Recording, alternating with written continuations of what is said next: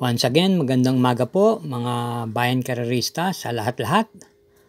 Ngayon po ay ang unang araw sa napangarera sa buwan ng Mayo, May 2, 2025. First Friday of the month. At tulad ng dati, meron po ang management ng Metroturf na inihandang 7 pangarera at magsisimula po ng alas 5 ng hapon. Hindi po siya kanipisan ng lineup, katamtaman lang po ang dami. Siguraduhin po natin meron tayong dihado na isinaba sa ating mga rota na ating korsonada. Ano, sa punto po ito, tayo magsisimula na rin po. Halina po. Karera number 1, isang 3-year-old and above maiden race for placers. Start ng winner take all, races 1 to 7. Distance 1,400 meters, post time is 5 o'clock p.m. Meron po tayong 9 entries dito.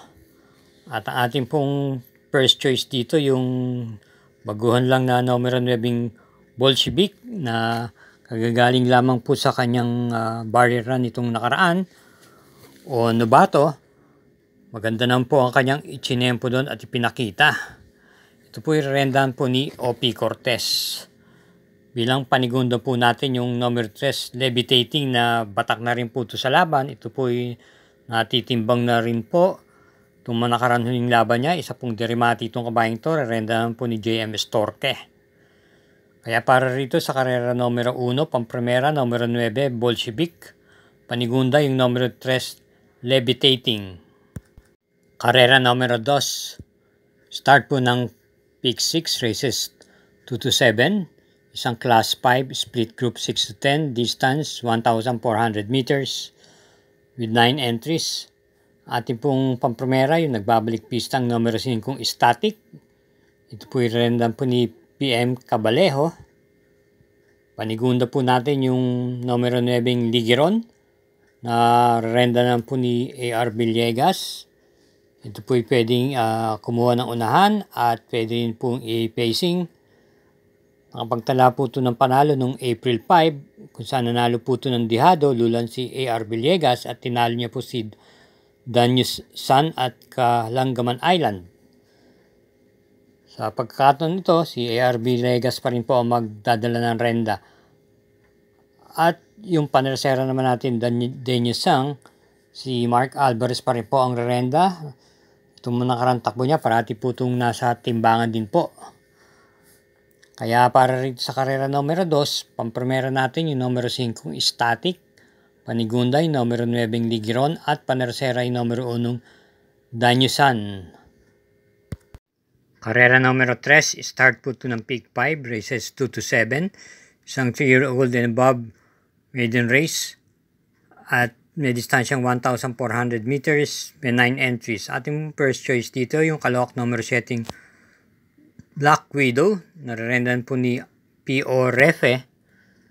Tumakbo po ito nung last April 11 sa isang 3-year-old and up maiden race for placers at dumating lamang po siya ng 4th pwesto sa kabayang nanalong The King's Charm.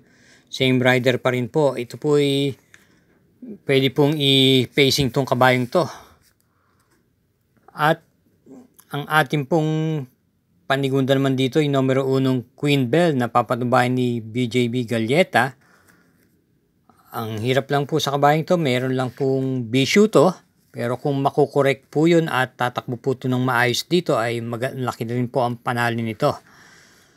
At bilang panersera po natin yung numero 2 King Wash Pubcon ni RC Tabor. Kaya muli para rito sa karera numero 3, pampremera yung numero 7 Black Widow, panigunda numero 1 Queen Bell at panersera yung numero 2 King Wash Pubcon. Karera numero 4, start po ng Pick 4, races 4 to 7, distance 1,400 meters. Ito po isang class 5, group 5 for placers at meron tayong 11 entries. Bilang pampremera po natin dito ay nagbabalik pistang numero 11 Del Monte na nakakasabay po ito sa unahan at renda naman po siya ni BJB Galleta. Bilang panigundo naman po natin yung numero 8 Successful Affair. Nagamay na gamay din po ni JD Calagos.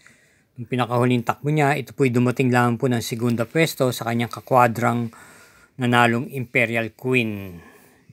At bilang panersera po natin yung numero 2, Start na isang Derimate. At renda naman po ni AP Asuncion.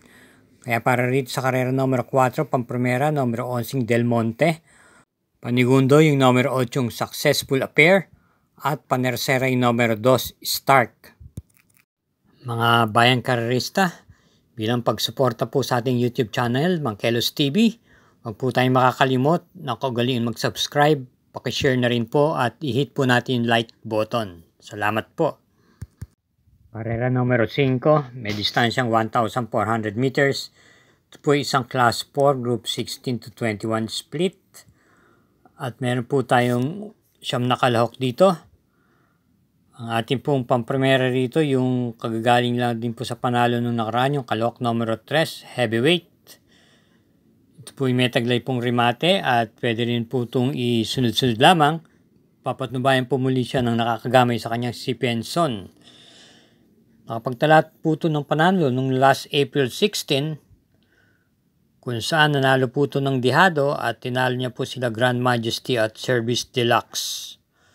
Bilang panigundo naman po natin dito yung kalahok numero 5 Super Tatiana na nitong nakaraan lang po ay galing din po sa panalo to at siya irerenda po ngayon ni Dan L. Camaniero.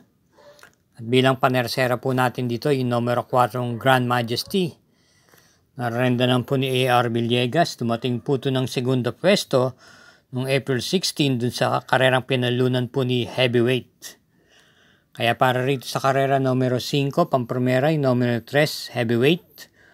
Panigundo yung numero 5 Super Tatiana. At panersera yung numero 4 Grand Majesty. Karera numero 6, penultimate race. Ito po yung may distansyang 1,600 meters, ang class 4, group 22 to 27. At meron tayong 9 entries dito. Ang ating pong paprimera rito, yung Derimating numero 4, High Intensity na isang imported horse at gamay po siya ni Jackie R.C. Tabor. Pabor sa kanya po ang distansya, 1,600 meters. At bilang panigunda po natin dito, yung numero 8 ay Under Oath na papatnubayan po ni J.B. Hernandez. Bilang panersera natin, yung numero 7 Amazing na may taglay po rin naman remate. Ito ay rendahan po ngayon ni M.M. Gonzales. Kaya para rito sa karera numero 6, pamprimera yung numero 4 High Intensity. Panigundo, numero 8 ay Under Oath. At panersera yung numero 7 Amazing. Karera numero 7, paratingan po ito ng winner take all. Pick 6, pick 5 at pick 4. At may super 6 pong nakapalob dito. Last daily double. Meron po tayong 11 entries dito at po isang class 5 split group 11 to 15 with a distance of 1,400 meters. Ating pong pamprimera rito yung kalahok numero 6 Autumn Shower na rendahan po ni LF De Jesus. May buti po itong kabayong to at kung labas po to makikita po kaagad natin nasa unahan po ito. At bilang panigunda po natin dito yung numero 9 Buhayang Bato. Narenda naman po ni M.A. Alvarez. At panersera natin dito yung numero 1 Derimating Bisyo Magserbisyo. Narenda naman po ni J.B. Bakaykay. Kaya muli para dito sa huling karera, karera numero 7, pampumera po natin yung numero 6 Autumn Shower.